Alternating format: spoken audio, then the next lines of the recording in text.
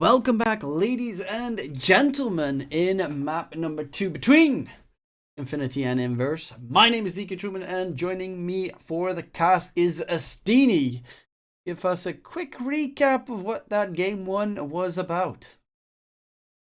So Infinity having a great beginning on the game, Morphling hitting his timings, Inverse farming on their Duza, till the Duza had a Divine that lasts like 8 seconds and the game ended. Yeah, pretty much. That got close, a lot closer than Infinity should have let it happen. Nonetheless, they did manage to win it out, and that is what matters in the end. But now we're up for map number 2. The draft is already on its way. First couple of picks have been secured, so we'll be jumping in immediately to see what those picks are. And it is the Io and Ogre with the Mars Tide, Weaver, and TA ban. Well, you did mention, of course, banning out the TA because, well, who wants to play against the TA safe lane?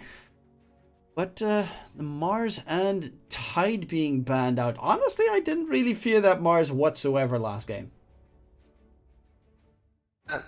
I didn't feel that much impact, but might be a hero that Infinity consider good against Io, especially if they wanna run something like Io Gyro, or Io Duza. Io Luna is actually fine here, but I don't like that you answer one Io with Ogre.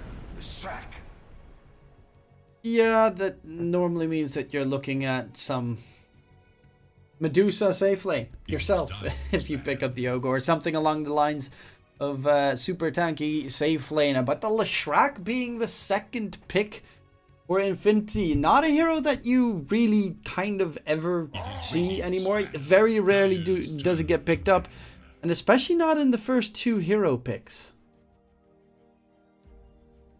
Yeah, the Lash feels really good with the IO on one side of Infinity. The other side of Inverse, what we can understand is that they have second pick, so they're showing 2 supports, so they managed to grab 2 cores that have advantage on the core-to-core matchup, or even 3, because this Lash is super likely a mid laner, so you could just pick right now one mid laner that's good against Lash, and then Infinity has to show 1 more core, and then you counter that core, and also on your last pick. So this could be an approach from Inverse here that should work. The problem is there aren't many heroes that can have a good game against Slash with Desio buffing him. That's the thing.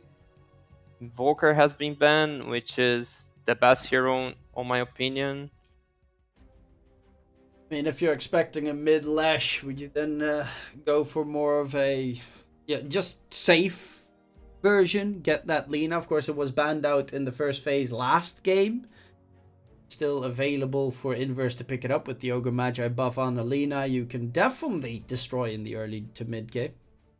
Yeah, there's Lina, there's the OD, there's Queen of Pain, there's even the Razor, if you want to play him mid lane. Viper. Ew, Viper. Disgusting. Yeah, a hero that is always very nice for that lane dominance and then afterwards becomes nothing. Because, well, it's a Viper. Yeah, especially because it has no mobility, and against an IO that's global, you're just screwed to find a way to deal with the lanes. AM ban, very solid choice against the Lesh, because, well, he kind of destroys Leshes and anything that is heavy on the mana, and doesn't really fear the IO in most of the time either, especially because he's normally tethered to someone, so if he's close you could hit them with the Mana Void. 10 seconds. But yeah, other heroes that are pretty solid still to pick. Inverse, of course, chose that 2 supports as you mentioned. Otherwise, I'd always think Grimstroke is probably one of the best IO counters in the game. Stroke, but it depends with which hero, right? Because you need something that combos well with Green Stroke, so you're sure you're hitting 2 targets with a very strong spell. Otherwise, you're just connecting to heroes that are already connected. Yeah. Dire's turn to pick. And they ban out the Timbersaw, which technically is pretty weak against the Lash, though if it was a safe lane Lash honestly, Timbersaw is pretty solid against Io in the laning stage. But it would destroy an Ogre Magi. +1 most of the time. And is definitely a hero that can dominate the game on his own if you let him loose. 5 seconds. And they don't plan picking the Viper, right? Otherwise, the Timber wouldn't have been banned. I do like the fact that they banned Vara. Especially because with Io on the other side, you got that global presence, which is one of the biggest threats, I would say. Earth Spirit means Hoodwink Core or Spirit Core? Say Earth Spirit Core. In South America, I've seen many teams doing Earth Spirit mid. La Roca, how they call it. Seconds. La Roca? Yes, the Rock. 5 seconds. Oh, Dwayne Johnson. Aight. Yeah. I mean, it La is a Roca solid Mayo. mid laner. We've seen a lot of Earth Spirit mids. I haven't seen it, honestly, in the first couple of games in this DPC run just yet in the mid lane. But it's definitely a very strong mid laner because it can rotate easily to the side lanes. And it's not necessarily known for its farming potential, but it does open up that mid game completely. Tusk saves, heals on Infinity side. Pretty nice. Doesn't really do anything against the Earth Spirit though. Dire must choose. We've seen Tusk against Earth Spirit mid. That was played on the whole quarry match. We picked Earth Spirit and Biscos picked Tusk and played mid. Okay, that is definitely not something I would have expected. Well, I also didn't expect this Disruptor pick, which is good against Earth Spirit, but I'm seeing like 2 teams with both having 3 supports on the field. Yeah. So this is very strange Dota right now. But what I can see here is very likely a Tusk 3 with IO4. I believe that lane makes sense. Unless you're playing against a Troll that they just picked. I think Troll is a legit ban if you playing IO strategy because Troll is just so good against the heroes that matches IO as position 3. So Slardar, Legion, Tusk. It is dire. Troll is just amazing against those heroes.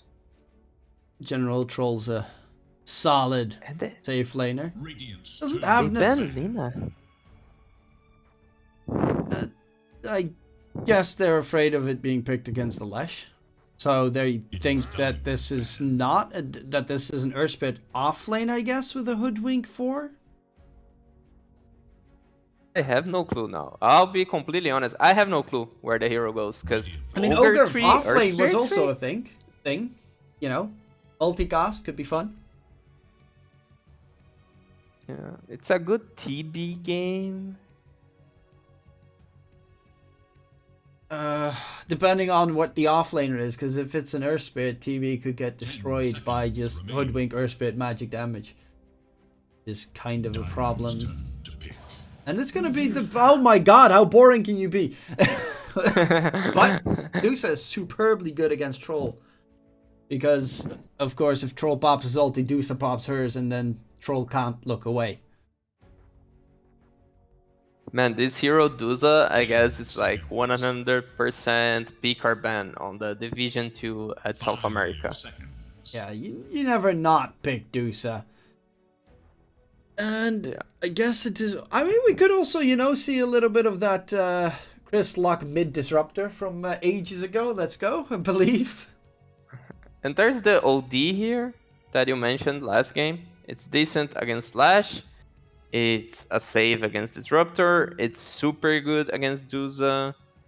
I just don't know if they're really missing a mid laner, because that was the understanding of Infinity, but my understanding is that they're missing an offlaner. Something like Nature's Prophet to win the lane against Dusa. Ooh. Well, Darkseid is always fun. Yeah, Darkseid is super good in it, and it's good with Earth Spirit. Even you're not on the same lane as him, you just give him such a good game. Oh, It's gonna be the OD, so I don't. The ultimate You choice. called it. That OD was a pretty solid choice here. So it's wait. It's a offlane Hoodwink and a former Earth Spirit. I think. Wait, Monty is the offlaner, no? Wait, is he the offlaner? I'm getting confused. Or no? Oh no, he was this guy. Yeah, so it's 4 Spirit and 3 Hoodwink. Okay. Okay. Yeah, it's Hoodwink 3. I have no clue how the hero is played S3. Rush Gleipnir. I don't know what. Otherwise, the Hoodwink. I mean, I've seen it a couple of times. Hoodwink core, mainly mid. Hoodwink offlane, slightly less so. And against Medusa, Disruptor lane. Wait, it's a. Wait, no, it's a. Now I really need to check everything. I'm getting super confused here. So it is going to be a offlane IO? I think so. Oh, yeah. With a 4 Tusk. The 4 Tusk, 5 Disruptor. Okay. Infinity. Bringing out something weird. But IO offlane against a Troll Ogre Magi. For the 4 position. Okay. I honestly don't know. I assume Infinity's going to win because they've got the Dusa. Yeah, and they're playing better, though. Also that factor. That they're playing better. I'm looking to their replays. They've played already Hoodwink 3. Mostly they would play as 4, but they played once. And it went for like Arcane Boots, Falcon Blade, then Javelin, then they lost the game. Always the very quick, then they lost the game. Yeah, maybe he was going for a Gleipnir, but lost beforehand. I assume Milstrom because it's pretty good with the Acorn shot, as everyone always notices straight at the beginning. And do you have any? I mean, they can definitely get some good kills with the Earth Spirit Hoodwink if you stand out of position for a second. Slot already notices. Oh, they've got a ward there. Immediate counter ward. Thank you very much. Easy $100. Plus a little bit of that experience. Look at that. 25 experience points. Oh, value. That's actually valuable if you're a mid laner. So valuable because you for sure are hitting the level 2 before the other hero and you can abuse so much on that. Well, unfortunately, it's Slaw that got the counter ward, so yeah, the 5 position Ogre can't do squat with it. It's gonna help him on the way to his Midas, right? Yep, you better get the Midas, otherwise we're gonna get triggered. I mean, it's an Ogre Magi. He already has 7 armor. I just can't believe that hero has 7 armor level 1 without any stat items. How is this legal? All you have to do is... Yeah, it's just like the bodyguard, right?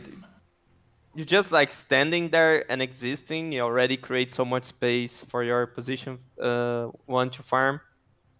I believe like if you just stay AFK at lane, you are playing better than some other heroes that are position 5.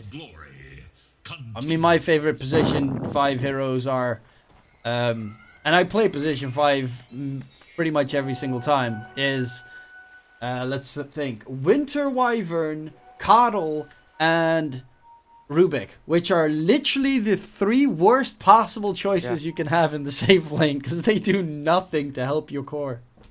Exactly. When I said that, I was thinking about a Coddle, that like you might even steal creeps from your position 1. Yeah, you push the lane automatically, and then you pick like a Coddle early on, and your safe lane is like, I'm a pick anti-mage. Yes, I'll give you mana for Blink. And like Winter Wyvern, you press 1 spell and you're useless for like 40 seconds, or they buff, like you're useless for 30 something. Still, I think 40 seconds. You're just mainly useless. At that point, a lot of damage in that top lane, Mariano. Felling Blade, of course, on the IO core. I mean, it's kind of builds the same whatever role you play. I would assume he's going to go for the helm into whatever he needs. You know, heart, Ags possibly.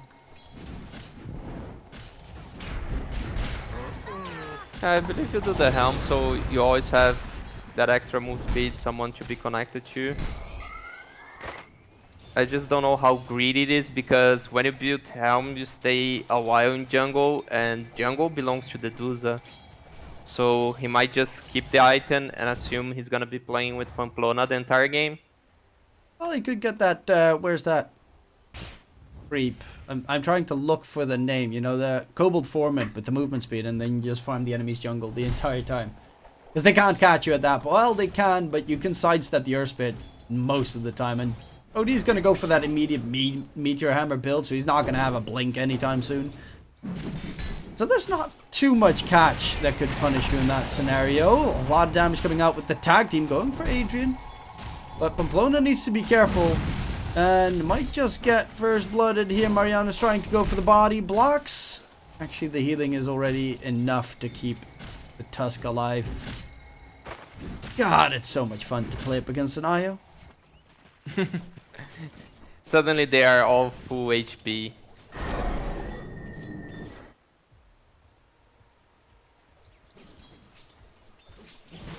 Well, hopefully we'll get to see some big Tusk plays this game around. The Disruptor's gonna get caught, stunned up, not gonna die anytime soon. Glimpse keeps him alive. Will lose his courier though, because if he gets the micro, he's got himself 6 mangoes on the Disruptor. 6! Using 3 slots. Yeah, that's a little bit Man, weird, but 6. I felt really bad for the courier. Sacrifice himself for the greater good. For mangoes. So many mangoes. Yeah, because I've seen it coming from so far away. And he should have seen it because it was on his vision also. But no, he didn't micro the courier. He was so busy trying to stay alive. Law survives with like 1 hit away from giving away first blood. So close. So dangerous. I think who are they again? Quickly gonna check. There was a team, that Wolf team, that won their first game was up against unknown team. No, 2 days ago. That was their Wolf team's first win, and they had an IO both games, an unknown team. And guess how much damage he did? In first game, I think was a 40-minute game. Second one, I think 24. 0, he didn't up the... Oh no, he did some the damage. But he did both games 1800 damage, which is laning stage damage. Does he know he can right click? I don't think he did, and I also don't think he leveled spirits a single time, because he had like very minimal damage on spirits. It was very weird to see, but at that point, I mean, if you've got an IO with those amount of stats, you're literally playing with 4 heroes. Yeah, it's just a few right clicks on the lane and you should have impact. You also get the attack speed bonus when you press E, so you should be able to do some damage. Just the attack range. 500's not the best, it's also not the worst. I mean, I should know. I play Winter Wyvern. He's got god-awful attack range. And almost no damage, but though Disruptor dropping low, taking a lot of damage, is going to get taken down in the bottom lane. And they're looking for more on towards Parker. They're chasing, but with the TP coming through from the Tuscaroo, Pamplona does not have a snowball.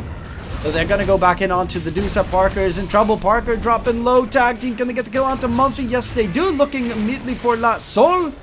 And make that a double kill. Great rotation from the Tusk. Gives his Medusa a healing salve. And they just turn that one around for a double. Though it is going to cost the IO his life. Tried to tether, but Adrian hit that.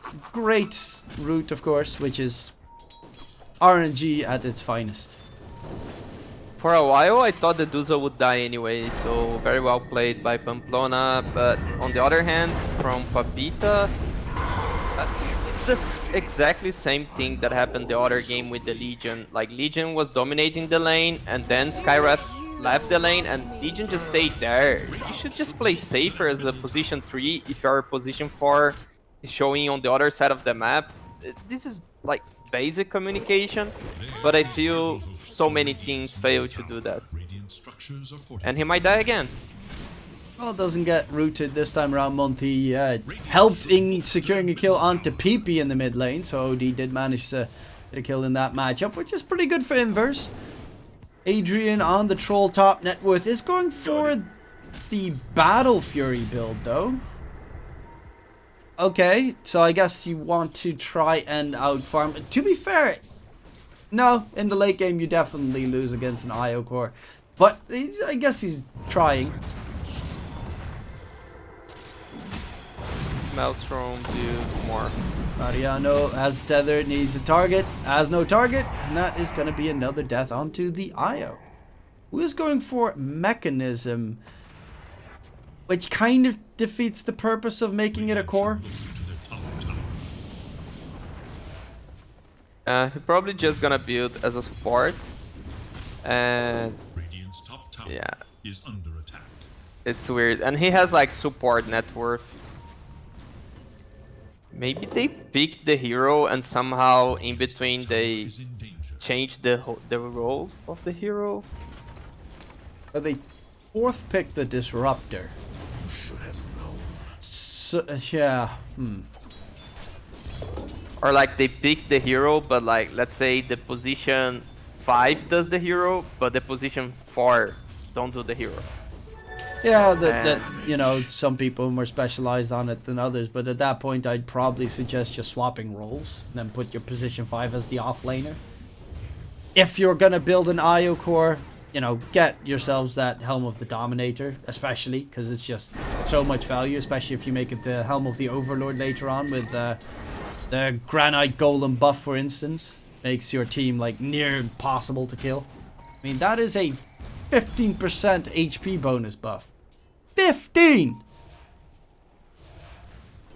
Yeah, and it's weird because we are used to see that IO playing together with Lash, The Dire's but if they do play together, then radiant forces. they both won't have as much XP as they need as a core, so Pamplona needs to play with PP while Mariano farms the lane alone. It's just like a weird map distribution by Infinity. Hello, Edwin went for the Veil of Discord first item. Next item wants to be getting himself the Maelstrom, which he can of course use to farm Parker. However, in trouble, in from behind comes Miggy. Astral, but the problem is that gives a lot of rotation timings coming through. Snowball save, Monty in trouble. Parker, he just walks away and a nice save coming through. I mean, Monty hit him with the boulder smash, so he got slowed. And I think then afterwards throwing a Astral Imprisonment on top, just it gives so much time for Infinity to rotate in. Dire's top tower is in danger. Dire Yeah, and the worst thing here was that Migi, he had the Meteor Hammer on cooldown. Dire's top tower If he didn't have, it would make sense to choose the Astral, but without the follow-up on Meteor, it didn't make any sense. Well, top lane, they managed to take the tier 1 tower at the very least, but as you said, they're going to be playing together. They're going to be lacking experience at one point. It's not a position you want to be in. Oh, look at that ward on the low ground right there. Countering the pull and the stack. And yet, Disruptor finally realizes it. He tried to stack it, but a little bit too late. Great Radiant's bottom tower is in ward plan from Inverse. I think that one was bugged previously a couple of patches ago, where low ground wards did not counter a camp spawning for some reason. I guess it's fixed, and with that, Parker, he'll have farmed more Ancients on Medusa than did the Adrian, the hard carry of Inverse, because he didn't get to touch the Ancient Crypts on the last match with the camp blocking. So with the Battle Fury being built up, he'll be able to farm up some ancient stacks himself, though they of course don't have any currently, but it's going to be a pretty good Battle Fury timing on the troll. He is top net worth. If he can extend that nicely, that would be a big plus on their side.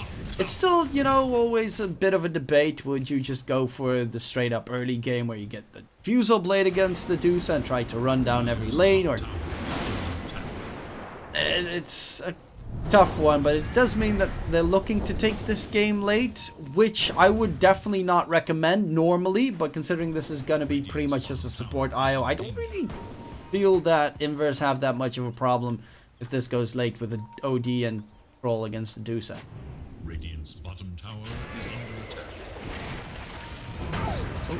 Coming in, nice roll, PP, Flash, silenced up, chasing for more, Sagstorm Kinetic Field, they catch in the Disruptor, couldn't Astro himself, that's a big kill. Secured, Mariano tanks the roll, but Monty, he's gonna be the one tanking the L, dropping slowly and surely. A double kill for the Disruptor comes out. And good catches for Infinity. It was a very good ward placement. They blocked their own camp because they were sure where Inverse were staying and just could like take the advantage on the team fight, even fighting against a team that was holding the high ground. It was pretty good communication in that regard, and in the meantime Park has been AFK farming, who's now done with, well, securing top net worth at the very least. And is going for that Manstar. Is not going to take too long. He's got that full top lane to its own advantage. And the Disruptor just AFK standing, waiting to stack out the Ancient Camp. Or PPE. Nope, it's going to be the Disruptor because you are the support. However, look at the smoke gang from Inverse. They're coming in from behind. Will they be able to get the catch onto Parker behind the tree? Oh, Miggy! Just catches him, Meteor Hammer on top. Parker, he's gonna get caught out. That's a huge kill and a huge catch by Michi. Parker, he was so far away from home. Is it Miji or Miggy? No idea. I would go with Miji. Okay. Yeah. These are always the things that you never have an idea about. And they found the troll on the bot lane. Relocate in as well. He dies before they're really even necessary, but PP gets the kill. He's building up a little bit of a tanky build with the IO healing him from behind. That's going to be a big plus. The problem is relocate sends them back. Actually, that's not even a problem. They thought they could take this fight, but they stand corrected. IO heals a lot. Lash is tanky as well, and they're turning it around. What is happening here? The IO Lash combo is just too much damage. Glimpse. Make that another one. That is just pure bliss for PP and Mariano. Man, that feels so bad. Oh, the team wiped now. Ultra kill. It feels so bad for Inverse because they just got an amazing smoke kill on the top lane, and like Troll just mirrored the same mistake as did Parker. He did like he died the exact same place if you mirror the map. And the problem is both these teams have very good chase and catch, but Infinity have relocate, which is just slightly more dangerous if you want to farm any side lanes. I mean, you add in a Tusk plus relocate, anyone else on the side of Inverse dies. Nothing they can do about it. Yeah, they have Glimpse to have BKB also. They have so many ways of catching you. One thing that you were mentioning about if they would like to go late game, because the IO seems like position 4, so they have like 3 supports on Infinity side. I've watched one game of Spirit against Tundra where the OD had so much impact against the Duza by removing the mana pool, so they should be okay with going late game against the Duza. They're looking for a late game on Inverse. I mean, they've got the Meteor Hammer, Hand of Midas on OD. If you ever want to be greedy, that's the way to build. On the side, relocate comes out. They find Adrian again. Nothing you can do. Even popping the Deuce ulti there just to make sure no one's going to throw something fun at them. A 3k net worth lead right now. And I mean, PP on that Lesh is doing a lot of work together with Mariano. Nice save from the OD on towards himself. However, surrounded by enemies, the snowball comes in. There's a lot of damage coming through from the Magnetize, but Monty, he's going to burn because currently they've got a big fat healer on the side of Infinity, and that is Mariano, keeping everyone alive where necessary. Even hasn't used the mech right now, and they're chasing for more.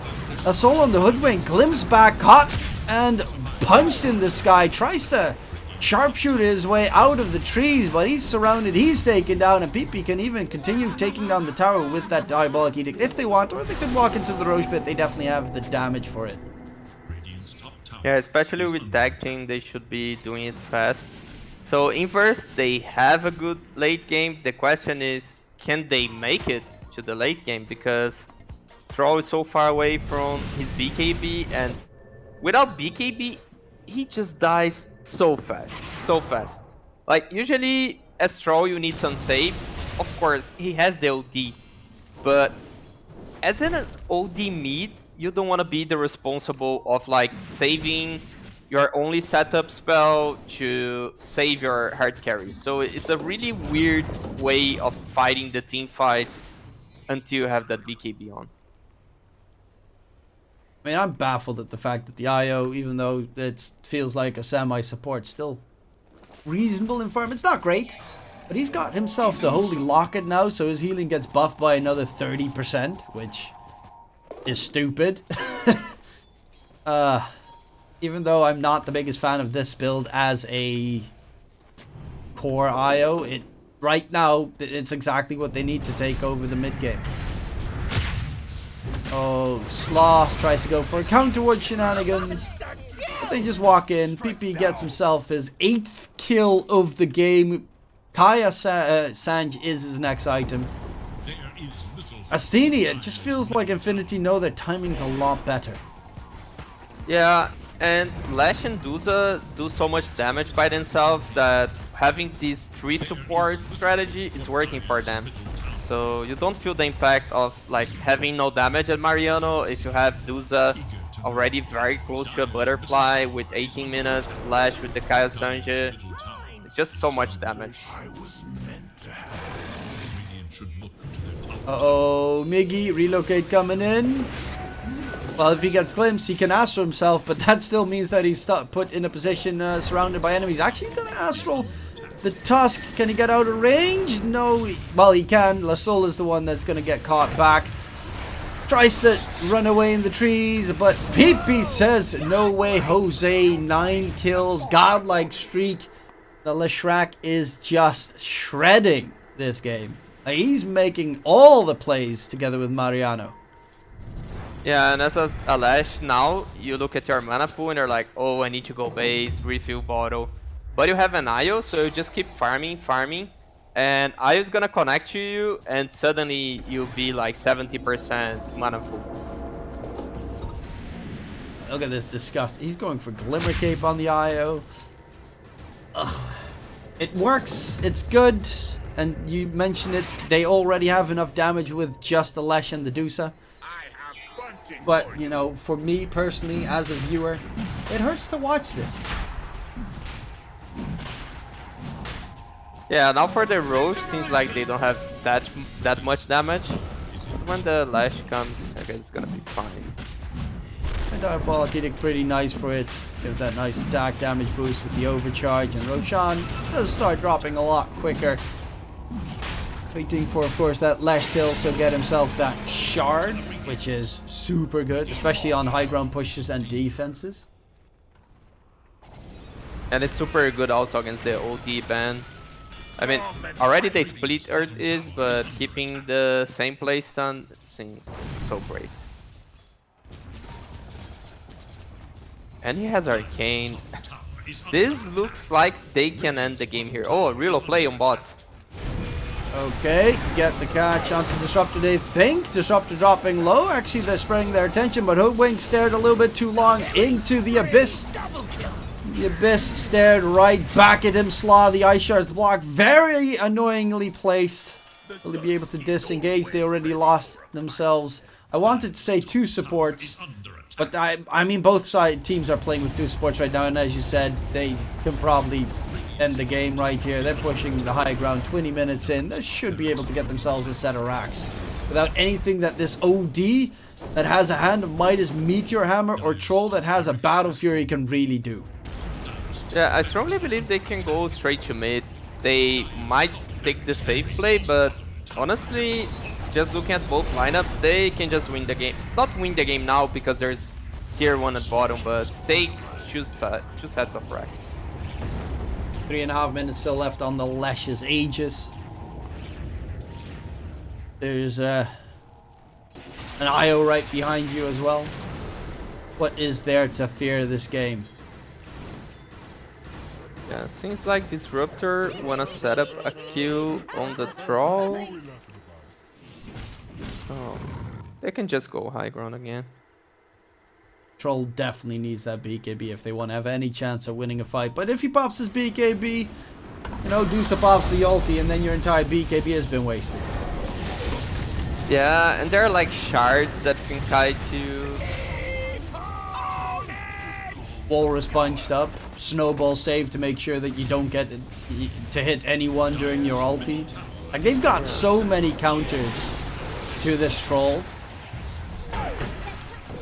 It makes it very tough, and that's the second set of racks. 22 minutes in. The net worth advantage is not like gigantic, 9 to 10k soon enough, but they just can't fight on Inverse's side. Odin still needs another 10-15 minutes before he has actual fighting items. Yeah, because that's the thing. He has Midas, as we mentioned last game, for Midas and Dagger, so he has 9k net worth, but 2k of it is a Hand of Midas, and the other 2.5k is an incomplete BKB. So he's just like a Meteor Hammer walking down there against a Lash Rack that has 14k net worth with an IO that just makes this 14k feels like 20 because of the spell amp, the healing amp, attack speed, everything that it can give you. I mean, to be fair, you can't even really do anything with the Meteor Hammer in a team fight anyway. You try to Meteor Hammer for a solid 3 seconds and you get stunned, jumped, everything. You won't get it off. And even if you get it off, they just walk away. So yeah. So they're smoking with the BKB timings. I mean, it's the right decision to fight into our BKB timings, but even so, I believe they're gonna lose the team fight. I feel bad for them. Maybe they could wait this extra 1 minute because they have Glyph. They just lost the tier 1 tower, so they have Glyph. They can delay that 1 minute. BP jumps in aggressively with the blink. A lot of damage on the backline. They already get themselves the OD before he can... I actually did pop the BKB. Saxon Connect Field finds the 2 supports. I keep saying support, but I forget that this is actually not necessarily a support hoodwink, but it definitely feels like it's that this game. And Troll didn't even walk into the fight with his BKB to do anything. They just got obliterated, and they can walk down that bottom lane, get themselves megas, finish it off. What can you do in verse? You are up against probably the team that is going to be joining Division 1 next season, because they are going to be 4-0 and with an 8-0 run. That means they are not losing a single map so far. Yeah, and they're like dominating all the matches they're playing. It feels like they can't lose the map. This game has looked so one-sided. Like the Troll, he was on the smoke with a BKB, but he sees how the fight starts. He just goes straight to jungle because he don't want to die there. I feel like they could have called GG by that time.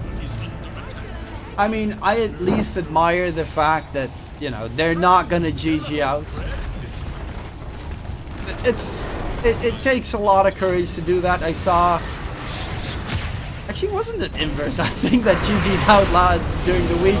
Oh, they're trying to get themselves some damage, and Miggy does start to pump out HP hits, but it's not going to do anything because the Dusa is still alive in the fight. We hear a lot of Meepo, Meepo coming in because I, for some reason, still have that voice line going on. But currently, PP 16-1. There is like perfect game coming out from the Lash. And, well, we saw a very interesting draft on both sides. Both teams playing with 3 supports, 2 cores. But the inverse cores, they couldn't fight until, you know, another 10-15 minutes. And the other side, that Lesh was fighting from minute 1. Yeah, I don't think you wanna pick a mid laner that goes Midas first item if you're playing against Iolash, because you certainly know that they're gonna run at you. So yeah, weird picks and weird gameplay from Inverse and very well played from Infinity. They're looking godlike. They might go to Division 1 without dropping a single map. That is actually very possible, of course.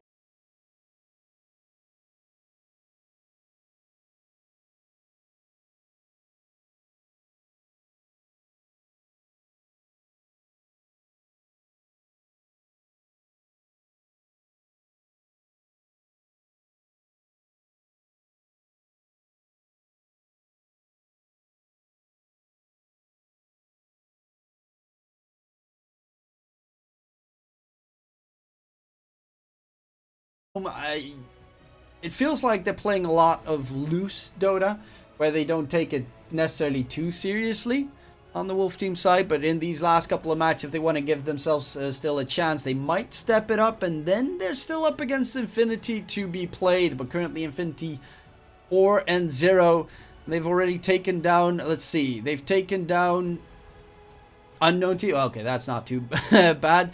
They took down Inturtus, which is a pretty decent team. They took down the Balrogs, which is honestly the top contender behind them.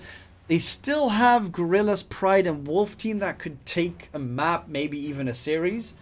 Though that has to be on a very good day, I would say. I definitely expect Infinity to hopefully join your team in Division 1 next season. That means you need to stay in Division 1 next season. Yeah, we need to win some games, right? But yeah, talking like about the standings is like we're talking now about Infinity, but if you look at Hokori, we had 3 matches and we played Thunder Predator and Beast Coast. It was like a rough start if you look at teams. Of course, all the teams are super good in that division, but I believe we can agree those are the 2 best ones. So it's kind of a bad way to go on the Christmas break, right? With those losses in mind. But yeah, that's definitely not the way that you want to start it off. And both those teams have not lost a single map either in the Division DPC 1. So, yeah, it's not too problematic, though. It is about time you... I mean, yeah, it's about time you start winning some games. Yeah. But yeah, that of course concludes this series. It's not too surprising. Everyone at home, Infinity won this 2-0, and well, they are by far the best team here that we've seen so far. I would say Balrog. Honestly, Wolf team, yes, they've been playing absolutely dreadfully. They have replaced Domi with Duster now, so they're back to being a full Brazilian lineup. I'm not necessarily saying that that's the, you know, the Hail Mary that gets them back in the game, but Duster, you know, he's played pretty decently. I think you should be very well aware of Duster. Yeah. Considering your past. Yeah, he's been my team captain for like 2.5 years on the last 3 years, so definitely know him well. He's super skilled. He's amazing captain, I guess. They are on a good place now, especially because the 5 speak Portuguese now. Even like we can argue that Yadomi is a better player, and I don't want to come to that point comparing both, but just if you think about language, they should be doing better on that sense. Yeah, I definitely, you see it in like CSGO, whatever game you pretty much play. If you play from with 5 people from the same region that speak the same language, the communication is like almost always way better. Because you always, even though some people are, I don't know necessarily, I assume they speak Portuguese and Yadomi knows a bit of Portuguese. Or are they speaking English? Because I assume the players are well versed enough to be able to speak English, all of them, with their years and years and years in the scene. Yeah, but that's the thing. If you have to play the game speaking a different language, it already takes so much from your attention. Because you're playing a game that you need like response on 0.01 second, you know, and if you need, usually the thought that comes in your mind is in Portuguese, and then you need to translate it because it's not natural for most of the Brazilians to speak English or even Spanish. And we can try some Spanish, but there are many words that they look similar, but at the end they mean the opposite, so it's kind of dangerous.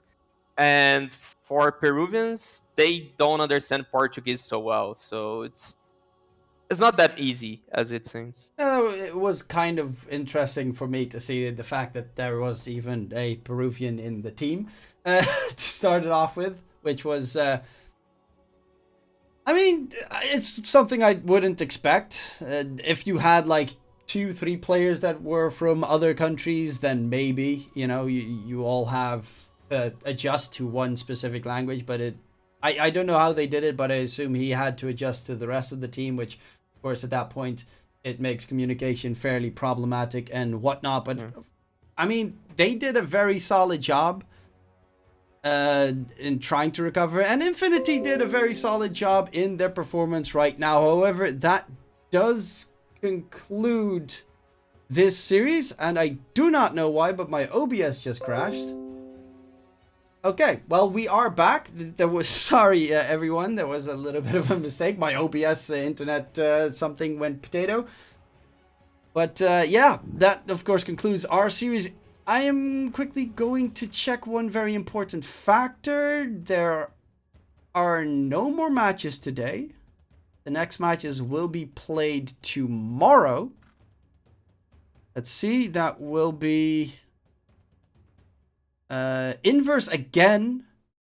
Will be taking on Gorilla's Pride, so that's going to be a tough match for them. And then afterwards, of course, we've got that Infamous versus Hokori matchup that will be played. That is your chance to step up and show exactly what your team is made of.